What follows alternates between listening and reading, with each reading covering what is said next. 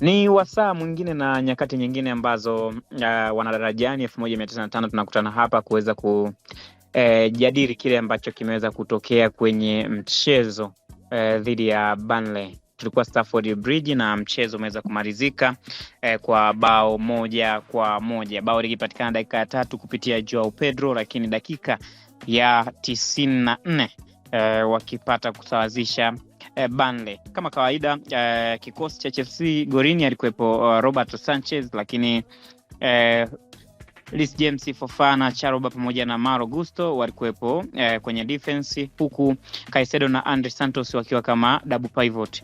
Juu yao alikuwepo Enzo Fernandez, Pedro Neto pamoja na Cole Palmer, huku kwenye eneo la ushambuliaji akiwepo Joao Pedro, na dakika ya 3 Joao Pedro ako pointi 3 kwenye mchezo huu, lakini kwenye dakika za dakika 72 kadi nyekundu kwa Wesley Fofana ambaye leo hii aliunda pacha pamoja na Trevor Chalobah.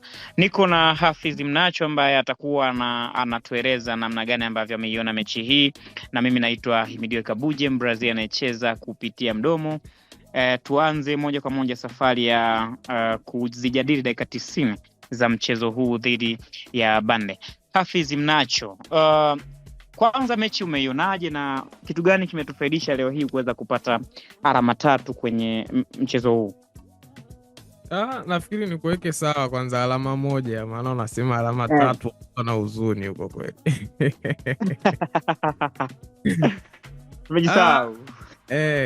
Kwa namna mchezo ulivyoanza, nafikiri approach ya mwalimu nilikuwa natamani kuona kukosekana kwa Marco Correa, mwalimu ataingia vipi, lakini nafikiri kuna kitu amekitwist kidogo kwenye baadhi ya maeneo, ikiwemo upande wa kushoto na upande wa kulia, kwa maana ya flanks zetu zote mbili. Leo kulikuwa na urejeo wa Reece James ambaye alioperate kwenye upande wa kulia, yeye pamoja na Cole Palmer kwenye makaratasi, ila baada ya game kuanza tukaona ni namna gani ambavyo Reece James ana attack zile space za kule pembeni, alafu Cole Palmer anaingia ndani kuweza kuongeza number superiority kwenye eneo la kiungo, kwa sababu tumeona Liam Roseni anaona kama ni muumini sana wa timu yake icheze kuingia kuanzia maeneo ya katikati. Nafikiri hata build up ya goli la Joao Pedro, nafikiri ni pasi tamu sana kutoka kwa Moises Caicedo, ambayo ni build up ilianzia katikati na mpaka kupatikana goli hilo. Kwa hiyo nafikiri leo kile ambacho huwa mara nyingi kinafanyika kuua wing ya kushoto, nafikiri leo amefanya hivyo kwenye kuua wing ya kulia na kumpeleka Pedro Neto kwenye upande wa kushoto, akisaidizana na Malo Gusto ambaye alikuwa kama mbadala wa Marco Correa ambaye amekosekana kutokana na changamoto ya majeraha. Kwa hiyo nafikiri hiki ni kitu cha kwanza, ila kwa upande wa kulia ulikuwa unaenda, nafikiri Palmer alikuwa anaingia ndani kwa attack zile half spaces na maeneo finyu ambayo yalikuwa yanatengenezwa kwenye mstari wa kiungo na mstari wa mabeki wa Burnley. Kwa hiyo nafikiri James akawa anapata uwanda mkubwa sana wa kupiga zile crosses ambazo zilikuwa hatarishi. Ni umakini tu na poor timing ambayo ilikuwa inafanyika kwa wachezaji kama Pedro Neto ambao huenda wangetupa magoli mazuri sana ya vichwa kwa siku ya leo. Kwa hiyo kwa upande wa kulia ilikuwa hivyo, ila upande wa kushoto tofauti yake, nafikiri Neto mara nyingi alikuwa anatanua mapana ya kiwanja, alafu Malo Gusto anaingia ndani kidogo, anafanya zile runs za ndani kama ambavyo Cole Palmer alikuwa anaoperate. Kwa hiyo hii inampa nafasi Enzo Fernandez asiweze kustiki kwenye eneo moja. Kwa hiyo leo Fernandez alikuwa tunamuona ataoperate upande wa kushoto, ataoperate upande wa kulia, nyuma mstari wa mbele utamuona, na hata kuja kuisaidia build up kwenye baadhi ya matukio. Kwa hiyo nafikiri hiki ni kitu ambacho kimekuwa kimeonekana sana, anapewa ile free roll kwa maana nyepesi tangu ambapo amefika mwalimu Liam Roseni. Kwa hiyo nafikiri kwa Caicedo na Andre Santos mambo ni yale. Nafikiri double pivot ambao wanapokezana nani ashuke nani aende, na mara nyingi Santos anakuwa hata akienda kwa sababu ya namna ambavyo amepewa majukumu ya cooperate na mwalimu, nafikiri haendi sana, anabaki kwenye zone fulani za maeneo ya kiungo. Nyuma nafikiri kulikuwa kuna Wesley Fofana pamoja na Trevor Chalobah kama walinzi wetu wakati, na leo nafikiri kabla ya kipindi cha pili na hata kabla ya kadi nyekundu ambayo ilipatikana dakika ya mchezo kwa dakika ya 72 ambayo alipata kadi nyingine ya njano Wesley Fofana na kuondoshwa mchezoni kwa siku ya leo. Nafikiri mabeki wetu wakati wameifanya kazi kubwa sana kuwapunguzia mzigo viungo na hata fullbacks wa pembeni ambao walikuwa wanaifanya kazi kubwa ya kuwa pin back mabeki wa pembeni wa Burnley pamoja na mawinga wao. Kwa hiyo mara nyingi ulikuwa unaona wanaipunguza ile distance baina ya mstari wa kiungo na wao, na hata passing game yao nafikiri ilikuwa ya utulivu zaidi, na hata Robert Sanchez bila kumsahau, nafikiri alifanya kazi kubwa sana kuwapa ushirikiano mabeki wake pindi ambapo watakosa option nzuri za kupiga pasi za mbele. Kwa hiyo nafikiri hiki ni kitu ambacho kilionekana ni kizuri, kwa sababu mnatengeneza kama round shape ambayo inambana mpinzani kwenye maeneo yake yote, maeneo ya pembeni, maeneo ya katikati, ambapo utakutana na uwepo wa Enzo Fernandez, Andre Santos pamoja na hata Moises Caicedo ambaye kwa kipindi hiki naona ana operate kama box to box midfielder. Kwa hiyo nafikiri kuyo highlight mchezo ni kitu ambacho kilikuwa kimeonekana kwa ukubwa. Runs za Joao Pedro bila kuzisahau nafikiri zimeweza kutupa faida mapema kabisa. Intensity ya mchezo ilikuwa juu na tulikuwa tumehold kwa Premier League. Nafikiri ni kitu ambacho unatakiwa kupata, kama sio bao moja ni mabao mawili. Kwa hiyo nafikiri kwa kipindi cha kwanza ni umakini tu ulikosekana, kwa sababu tulikuwa tuna uwezo wa kuwa na uongozi wa walau mabao 3-0 mpaka tunaenda half time, ila ndio hivyo, bahati haikuwa upande wetu kama mchezo wa mpira ambavyo upo kawaida yake, na tukaondoka kwa uongozi wa bao 1-0 ambalo bao lilifungwa dakika za mapema kabisa na striker Joao Pedro ambaye amekuwa katika kiwango bora kabisa ndani ya msimu huu akiwa amevalia uzi wa Chelsea. Unafikiri kupungua kwa mawinga kwenye eneo la pembeni ya uwanja inawezekana ndo sehemu nyingine ambayo imetunyima matokeo kwa siku ya leo, hasa kasi kwenye eneo la mwisho?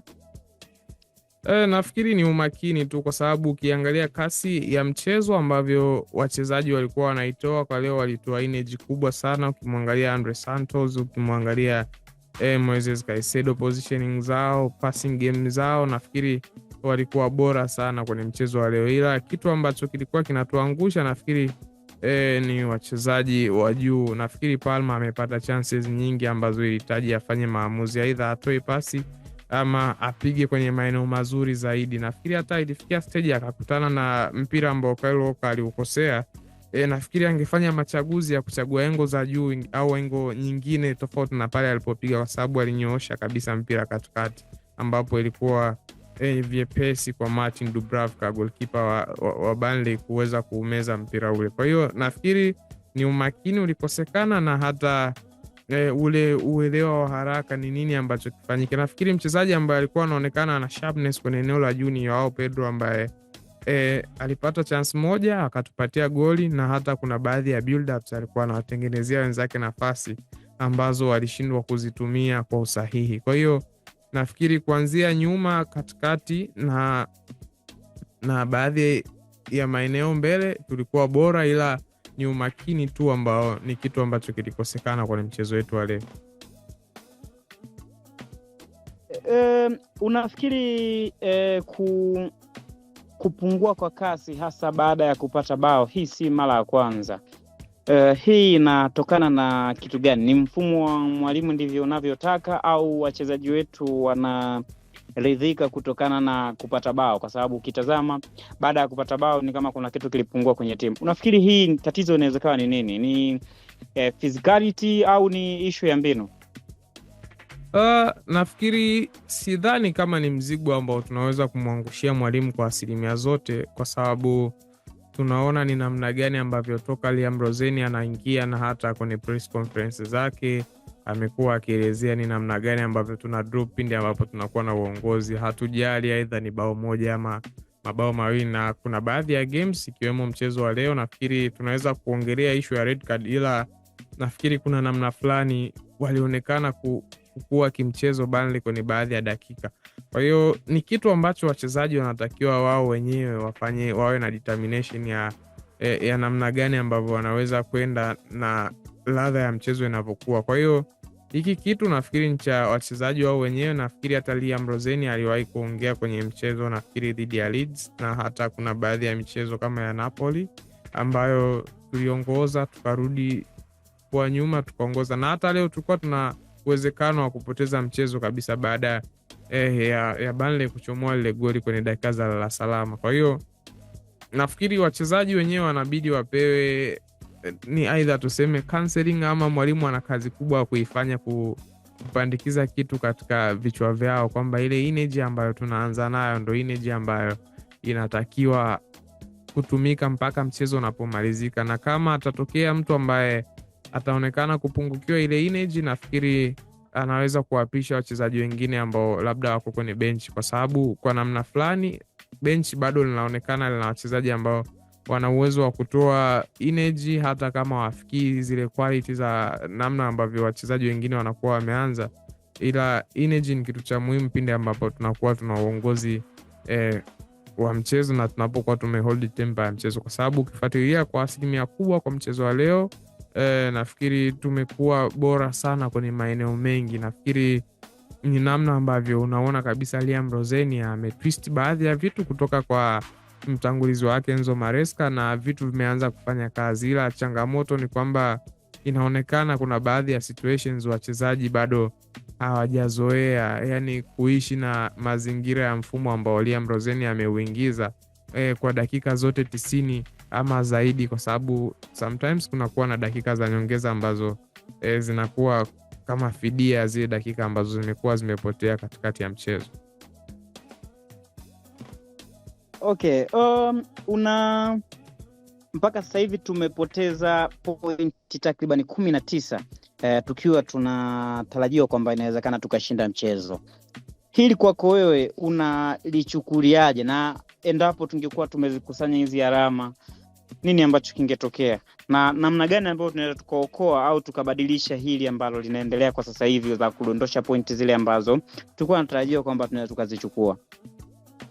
Nafikiri kwa hata coach mwenyewe Liam Roseni pamoja na wachezaji wa Chelsea sasa hivi watakuwa hawatakiwi kuathirika na kile ambacho tayari kimeshapita, kwa maana ya kudondosha hizo alama 19 ambazo tumezidondosha, na hata kuwaza ni nini ambacho kimetokea baada ya mchezo wa leo. Focus kubwa nafikiri ni namna gani ambavyo tunaweza kuendelea kuipambania Champions League spot, maana ikitokea tumeikosa, nafasi pekee ambayo inaweza kutubakiza kwenye Champions League ni kulibeba taji hilo. Kwa hiyo kitu ambacho inaonekana bado hatupewi nafasi kubwa kutokana na namna ambavyo wachezaji wetu wanakuwa wana manage game kutokana na dakika ambazo zinakuwa zinaendelea. Kwa hiyo nafikiri kitu kikubwa ni kuendelea kusonga mbele na mapambano yazidi kuendelea. Pale ambapo kunaonekana kuna makosa, mwalimu nafikiri anayaona na anaweza kuyafanyia kazi. Nafikiri tumepata mwalimu ambaye ukiachana labda na mapungufu madogo madogo ambayo huenda yanaonekana kwa coach, nafikiri vitu vingi sana positive amekuwa ameviweka, kwa sababu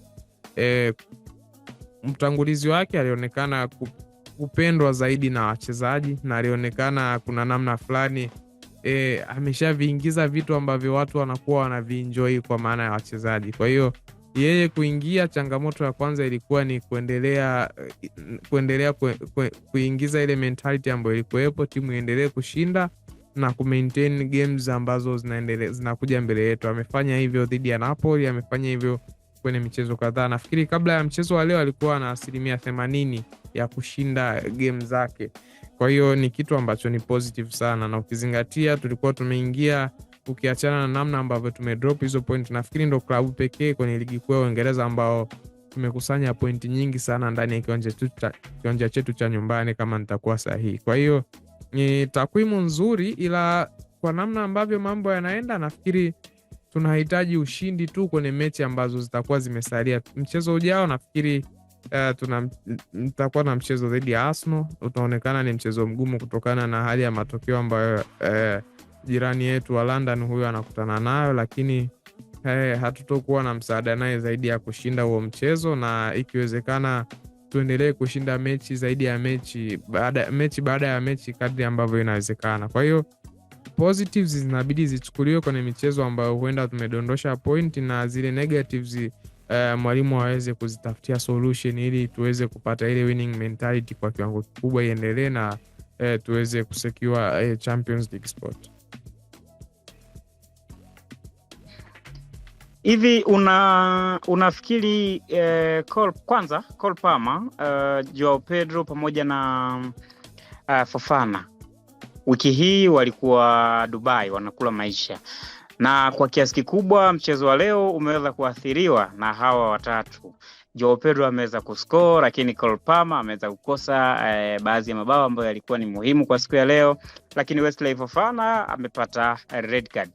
Unaweza kuhusisha hiki na matokeo ya leo?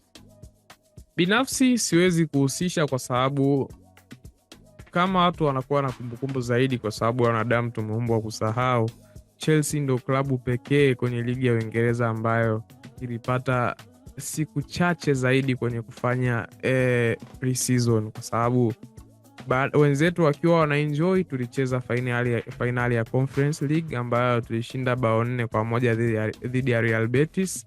Baada ya pale tukapumzika kwa takribani, kama nitakuwa sahihi, wiki 2 ama 3, tukaelekea kwenye Club World Cup kwa kigezo cha kwamba tumekuwa ndani ya mabingwa 5 wa Ulaya kwa miaka kadhaa nyuma. Tumeenda kule kwa bahati nzuri tukafanikiwa kufika finali na kulibeba taji lile la Club World Cup ambalo linatupa heshima hii mpaka leo kuitwa mabingwa wa dunia, kwa sababu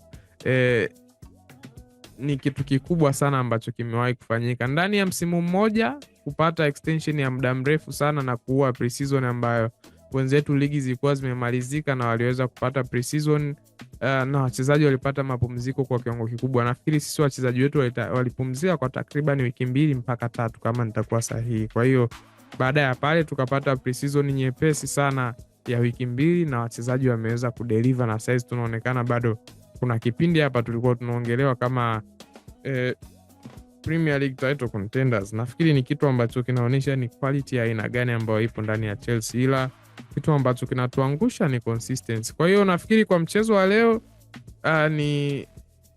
ni game tu ambayo inakuwa labda haiko upande wetu, kwa sababu tangu dakika ya kwanza mshindi alikuwa anaonekana anaenda kuwa nani, lakini mpira kwa bahati mbaya hauwezi kuchezwa tu machoni na kusema kuconclude pindi ambapo mpira unakuwa umeanza ama haujaanza.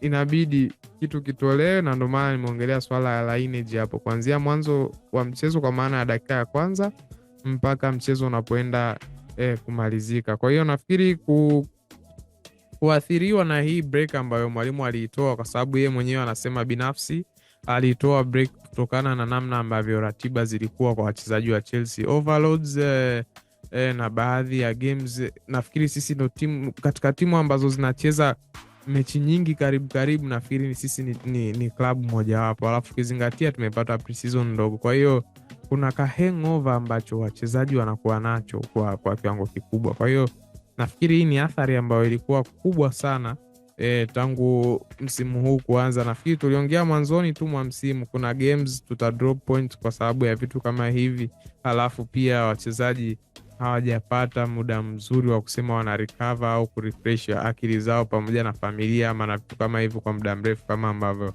club zingine zitakuwa zimepata muda huo. Kwa hiyo nafikiri ni kitu positive ambacho mwalimu amekiangalia, na ushindi hauji tu kutokana na mazoezi mengi na mbinu za mwalimu ama ile energy ambayo mnaitoa ndani ya kiwanja. Pia utulivu wa akili unasaidia psychologically kwa wachezaji kurudi na akili mpya na mindset mpya. Nafikiri tumeona intensity ya mchezo wa leo ambayo wachezaji wameitoa ni tofauti na games kadhaa hapa nyuma. Game dhidi ya Leeds naona kulikuwa kuna kuzubaa fulani, magoli yote wachezaji wanasindikiza. Hasa vitu kama vile kwa mchezo wa leo nafikiri havikuonekana, kila mtu alikuwa active, very sharp na vitu kama hivyo, ila kwa bahati mbaya kufikia robo ya mwisho ya mchezo ndo kama vile ikatokea red card na wapinzani wetu Burnley wakaweza kusawazisha bao. Hivi tuliweke hili sawa.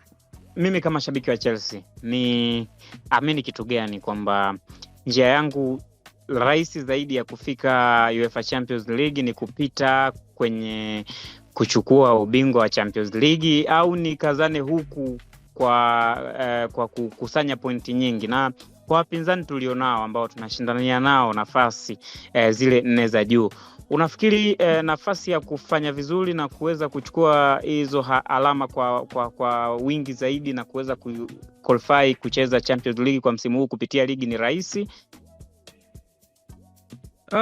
Kwa navyoona mimi nafikiri kwanza, kama kumbukumbu zangu zitakuwa sahihi, kipindi chote ambacho tumekuwa tukipata bahati ama tukiwa kwenye ule ubora wa kubeba UEFA Champions League, tunakuwa ni klabu ambayo haitajwi sana kwenye maeneo hayo, ama timu ambayo haiongelewi sana ama haiwi na msimu mzuri ndani ya Premier League. Na kukumbusha kipindi cha Thomas Tuchel, aliingia kipindi kama hiki Januari kama mwenzake Liam Roseni alivyoingia, na hata hivyo akafanikiwa kubadilisha temperature ndani ya Chelsea dressing room, maisha yakawa yamechangamka na hatimaye tukaweza kubeba Champions League mbele ya Manchester City ambao ilikuwa inaonekana ipo bora zaidi. Huo ni mwaka 2021 kama nitakuwa sahihi. Mwaka 2012 nafikiri ni kama Andre Villas-Boas aliingia na yeye kama mkufunzi wa muda, na baada ya pale mambo yakaenda tofauti na vile ambavyo watu walikuwa wanatuhesabu. Kwa hiyo possibly tunawezekana kusuasua kwa kipindi hiki ambacho tupo ndani ya Premier League kutokana na hangover na vitu kama hivyo, ila kwa mimi ambavyo naitazama Chelsea kwa miaka yote, huwa tukishanusa tu njia ya fainali na kuliona kombe na kuweza kurudi kwenye mitaa ya London, huwa mara nyingi userious unaongezeka kuliko kawaida, kwa sababu naonekana ni moja ya clubs ambazo barani Ulaya, klabu ambayo ikiona ule uhitaji wa kuipata heshima yake umekaribia, ni klabu ambazo zimekuwa nyepesi kureact, na hata malegend ambayo wamekuwa wameitengeneza DNA ya timu wanakuwa na mchango mkubwa kwa nafasi yao. Kwa hiyo kwa mimi nafikiri njia nyepesi kabisa kwa sisi ni kujihakikishia kwanza top 4 kwenye Premier League. Sina maana kwamba hatuna nafasi ya kubeba UEFA Champions League, kwa sababu tumekuwa tukifanya hivyo mara nyingi tu ambazo tumekuwa hatuhesabiki. Kwa hiyo possibly uwezekano wa kuibeba UEFA Champions League msimu huu inawezekana, ila kwa uhakika zaidi nafikiri njia nyepesi zaidi ambayo ipo kwetu nafikiri ni njia ambayo tunaweza kupitia top 4, kwa maana tukiangalia washindani wetu ambao tunapambania top 4, Manchester United, nafikiri tuna mchezo nao, na hata hali zao zinaonekana kuna namna fulani wapo kama ambavyo tunakuwa tuna mienendo sawa sisi pamoja na hao. Hata Aston Villa kuna namna anaonekana anaanza kusuasua. Kwa hiyo tunaweza kutunishiana nao misuri na kuweza kupata hichi ambacho kina uwezo wa kutuhakikishia kwanza, kabla ya kujua ni nini ambacho tutakifanya kwenye hatua za knockout kule kwenye UEFA Champions League. Ni kushukuru sana Bwana Hafidh Nacho kwa kile ambacho umetupa, na nashukuru umeweza kukumbushia baadhi ya vitu ambavyo wakati tunaenda kubeba UEFA zote mbili nafikiri scenario zinafanana. Huku aliondoka 2012 aliondoka Andre Villas-Boas, akaja Roberto Di Matteo akachukua timu akaenda kubeba nayo UEFA, lakini Frank Lampard pia 2021 akaondoka, baadaye Thomas Tuchel akaweza kuja na kuweza kubeba kombe. Msimu huu ameondoka pia Bwana Maresca, amekuja Liam Roseni. Anaweza kapita njia zile zile, sio?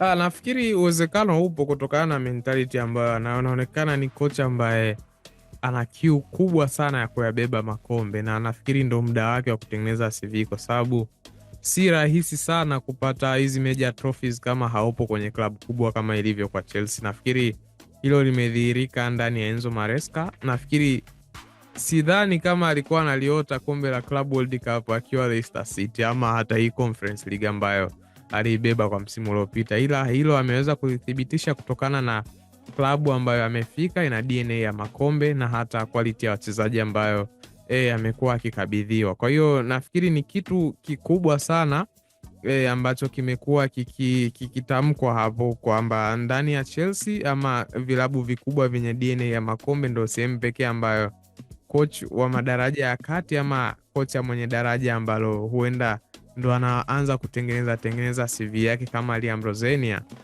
ni pahala sahihi sana. Kwa hiyo nafikiri kwa yeye, nafikiri ndo muda wake, na kama ambavyo ipo kawaida kwa mashabiki wa Chelsea, huwa tunapenda yani hata kocha uwe vipi, sisi tunatamani kwa angalau kila msimu ama misimu miwili ambavyo tumezoea toka enzi za mmiliki wa timu Roman Abramovich. Ni kitu ambacho tumekizoea bwana, klabu yetu ni DNA ya makombe. Sisi hatujali ni kombe gani, ila sisi huwa tunapenda tuone tunanyanyua kwa hapa tu, iwe sijui ni Carabao, iwe ni FA Cup, iwe ni Premier League, iwe ni nini. Sisi tunataka tu ile hali ya wachezaji wetu wapige picha ya pamoja na tupate cha kutamba nacho huku mitaani na duniani kote. Kwa hiyo nafikiri ni kitu kikubwa, na hii ndo nafasi pekee ya mwalimu Liam Roseni ya kuanza kuboresha CV yake. Nafikiri akishindwa kwa misimu miwili, hata msimu mmoja na nusu, linaweza kumkuta jambo lolote, kwa sababu Chelsea inaonekana sio timu ya kusubiri sana kwamba tutoe projects kama ambavyo majirani zetu wanataabika. Arsenal huku miaka takriban 6-7 saizi anapewa kocha muda mrefu na hakuna kitu ambacho anakuwa anaweza kuapa kwa misimu yote hiyo. Nafikiri ni kitu ambacho kwa sisi tumezoea kwamba tunahitaji kombe, na akionekana mkufunzi amekuja hawezi kutosheleza kutupa chochote ndani ya kipindi kifupi, nafikiri tumekuwa tunawaondosha mara nyingi, na nafikiri ndo kitu kikubwa ambacho hata leo ukisema umvute Enzo Fernandez ama Moises Caicedo, ni siri gani ambayo iliwafanya wavikatai vilabu kama Liverpool, Manchester City na hata Real Madrid wakaja Chelsea, mbali ya kwamba ukiwazingatia watu kama Moises Caicedo ni mashabiki wa kutupwa wa klabu yetu, ila kuna namna fulani wameshaona vile vitu tangu miaka ya 2004 hapo mpaka takriban hivi miaka 22 hapa, klabu ambayo imekuwa inapendezesha kabati lake. Nafikiri ukiachana na Manchester City kwa Uingereza, nafikiri sisi ndio klabu ambayo tumekusanya makorokoro yote ngazi ya klabu, na kwa rekodi ya dunia nafikiri ndio timu pekee ambayo imeweza kubeba kombe lolote ambalo imeweza kulishiriki kwenye mashindano ya ngazi ya klabu. Kwa hiyo ni heshima kubwa na ndo kivutio pekee ambacho Chelsea ambayo inakuwa ndo kitu ambacho Chelsea ambacho inakuwa inakiprioritize zaidi. Kwa hiyo hiki ni kitu ambacho hata ukimuuliza pengine Romeo Lavia ama ukimfuata hatari sana na anaweza kukueleza kwa namna gani ambavyo Chelsea imekuwa ikivutia kwenye maeneo haya. Safi sana bwana Hafidh Mnacho, na nafikiri kama Todi Boehly pamoja na wale wamiliki wenzie watakuwa wanasikia hiki ambacho umeweza kukizungumza. Nafikiri kama walikuwa hawajui DNA ya Chelsea inahitaji kitu gani na tunahitaji nini kama mashabiki, watakuwa wamesikia vizuri kama wamejifunza Kiswahili pasavyo. Lakini nikushukuru sana bwana Hafidh Mnacho, na nafikiri tumefikia tamati ya kile ambacho kilikuwepo kwa siku ya leo. Mchezo wetu dhidi ya Burnley kwenye uwanja wa Stamford Bridge umeweza kumalizika na sare ya bao 1-1. Tumefikisha alama 45 tukiwa na michezo 27, lakini tuna uwiano wa mabao ya kufunga na kufungwa mabao 17, huku wapinzani wetu pia wakiwa hawako mbali sana na alama hizi. Nafikiri tukutane kwenye mchezo unaofuatia wa ligi kuu ya England dhidi ya Arsenal tarehe 1 mwezi wa 3, na nikwambia tu bye bye, na naitwa Himidiwe Kabuje, Mbrazil anayecheza kupitia mdomo. Tukutane kupitia Darajani 95, na hii ni Facebook, Instagram pamoja na YouTube channel yetu ambayo unasikia hivi tunavyoongea kwa muda huu. Bye bye na wakati mwingine.